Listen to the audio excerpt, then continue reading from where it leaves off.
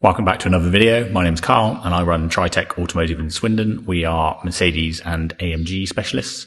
Bit of a different video today. We are just going to show you some cars that we've worked on recently, show you what we've done to them and any issues that we've come across. So let's get into it. Today I've got Alex's C43 in behind me just for a couple of minor jobs, giving it a bit of a health check, and fortunately it's a really clean car. And we have also replaced this turbo solenoid, which sits just down here. They can basically start to make a bit of a chirping noise. So fairly common problem on the C43. We replaced that. And also something to check on these engines on any of the 43 models that have the V6 twin turbo is this vacuum valve or one-way valve that goes into the vacuum pump, which is down the back here, just where that vacuum line there goes into the vacuum pump. So what happens is the diaphragm inside the one-way valve fails and it won't bring an engine light on, but you can get a lack of power from it. The easiest way to check it is to have the engine running, pull that vacuum pipe off, and if it's spitting any kind of oil out of it, then it's failed, and then you can take that one-way valve out and you'll actually see that the diaphragm is split, or in some cases completely missing. Now, they're not available from Mercedes. You can only buy a complete vacuum pump, which is around about £400. So there are other options online at varying price points, because these one-way valves are used in a lot of vacuum pumps from various manufacturers, Volvo being one in particular. There's cheap ones online, which don't necessarily last very long. And then there's also the one you can get from Volvo, which obviously being an OEM part is it's a direct fit and it does last, and it saves you money on replacing the full vacuum pump. Today we have Bruce's SLK55 in for a service. This is one of the cleanest SLK55s you will ever see, with custom made wheels, fit the car perfectly. It is absolutely immaculate. Spent its whole life garaged, basically, very low mileage, serviced every year regardless of mileage, and really just one of the most well cared for cars that I look after. He's also got 176 A45, which we're going to be servicing later this afternoon. So we'll get this one done now, which is just B service and brake fluid, and then he's going to swap them over, and we're going to do B service, brake fluid and rear diff oil on the A45 this afternoon. This is a sign of a very well looked after car, when the oil you're draining out is almost as clean as the oil you're going to put back in. So that's the SLK55 all done. Just a fairly small service, so not really much to show on this one. Car is absolutely immaculate inside out and underneath. Probably one of the best ones I've ever seen, considering the age of it. And we just had C63 dropped off, which is the one I did the head bolts on. I had the engine out and did head bolts on. There's a video on that if you go back on my page. So that has done 1,000 miles now since the rebuild. So we're just going to do an oil change, give it a good check over. And yeah, that's about it. He said no issues in the last 1,000 miles. So we'll give it a good look over, make sure we've got no leaks, fresh oil and filter, and then it'll be good to go for a year, really, until it needs another service. So on to the next AMG today. This is Bruce's A45 AMG. He's just picked up the SLK and dropped this one off. Again, absolutely immaculate example of an AMG. Got these big 20-inch rotiform wheels. The whole thing is absolutely immaculate. He's even polished the turbo heat shield there. So today I've got Leon's C63 back in. This is one that I did head bolts on a couple of months back now. He's done 1,000 miles, no issues. So we just got back in to do engine oil and filter change. He has got a light warning on. It's got a bulb out on the front, and it's also got the common W204 issue on the rear lights where the earth wire burns out. So we're going to repair the wiring and put a new bulb holder in, just give it all a good look over, and then he should be good to go back to his once a year servicing. So I'm just repairing this rear light on this C63.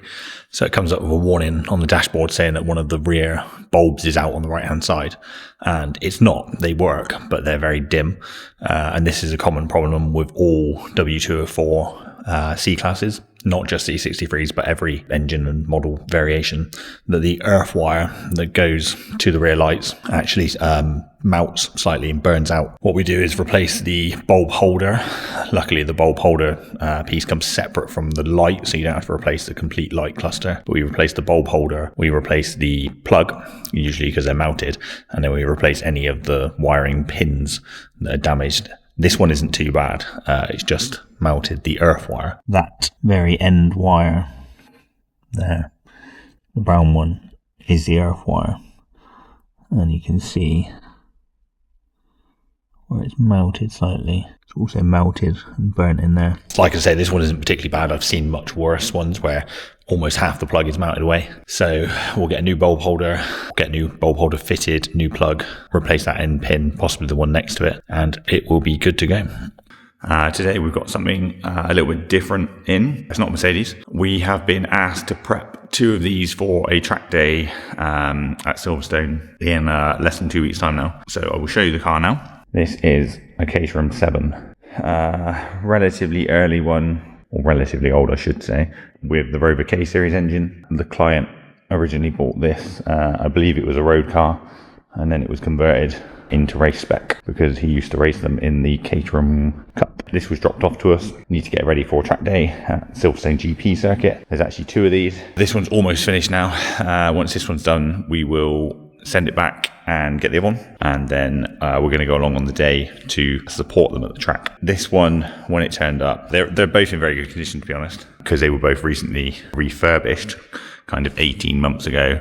Not really had much use since then, and mostly just sat in storage. But yeah, they definitely had a lot of mechanical work, and all the bodywork was done. They were all wrapped not too long ago. When this one arrived, it did have a rear wheel arch missing, and the rear light was missing. It got ripped off at track day, so we've replaced that. Spoke to Caterham direct, got genuine wheel arch and genuine light, which were both reasonably priced, and arrived the next day. The only thing we need to do is, and we won't have time to do it before the track day, but as you can see, the arch is just the kind of gloss black gel coat, and the car's wrapped satin black, and then also that left rear light has been tinted, and this one's just original. When we get time, or when the owner gets time, we'll get around to doing that, but for now it doesn't look too bad. Fortunately, the wheel arch came in black gel coat rather than white, which a lot of fiberglass items come in, so took a little bit of work to get that on. All of the bolts were snapped off in the body, which I originally thought was going to be a pain to get them all out, but then I realized they were all plastic, kind of like plastic number plate bolts that hold the wing to the body. And I suppose it makes sense because it's not unusual for these to get the arches ripped off, so it saves any damage to the body because it just snaps all the bolts off. Got all those out. Had to trim the arch slightly inside for this kind of side impact bar here. Got all that on, got the rear light on, so that's all good. We're just going to give it a check over now. We have got it running, ran it out to temperature, took it for a little drive around the yard, seems all good. When it was dropped off, we had no battery cut-off key, which isn't an issue, sourced one of those easily enough. We also had no immobiliser fob.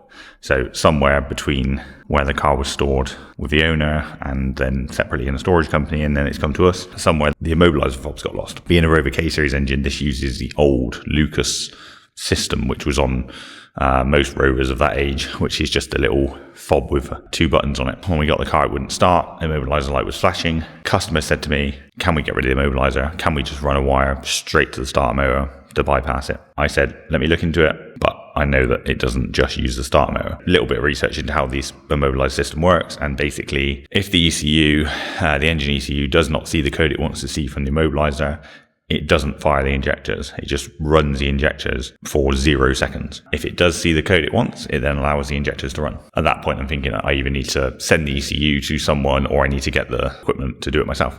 So done a bit of digging around on the Caterham Facebook groups. Obviously, I don't work on a huge amount of these, so I'm not massively experienced with them. Found a guy called Andrew Revel on the Caterham group who was very helpful.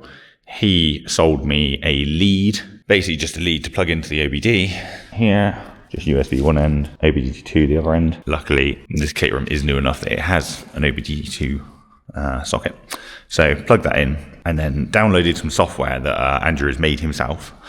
And amongst other things, it can basically find the part in the coding for the immobiliser, go into it, click a few drop down boxes, change a few zeros to ones, and it's really relatively simple once you've got the equipment, and it essentially just tricks the car into thinking that the immobiliser is disarmed. The immobiliser light does currently still flash, so if we get time we will actually physically remove the immobiliser system from the car, but for now it runs with no immobiliser. We got the battery cut-off key sorted, we've run out to temperature, and it seems all good, which is what we expected. They were in good condition when they were parked up. Engine was a little bit ticky, kind of tappety for a couple of minutes, but kind of cranked it over to build oil pressure, but all the hydraulic lifters have drained out over time. So it's not unusual for it to tap for a couple of minutes and then that all cleared up. So as I say, this one almost done. We're just going to go around it now, give it a good check over, spanner check everything, make sure the wheels are torqued, tire pressures, make sure the seats and harnesses and everything are secure.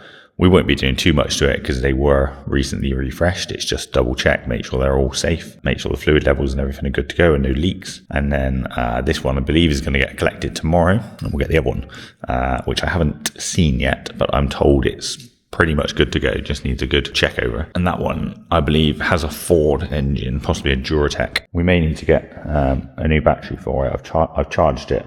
It seems to be holding charge currently. Just had to move this top coolant hose slightly because it was just touching the bracket where the front nose cone clips onto.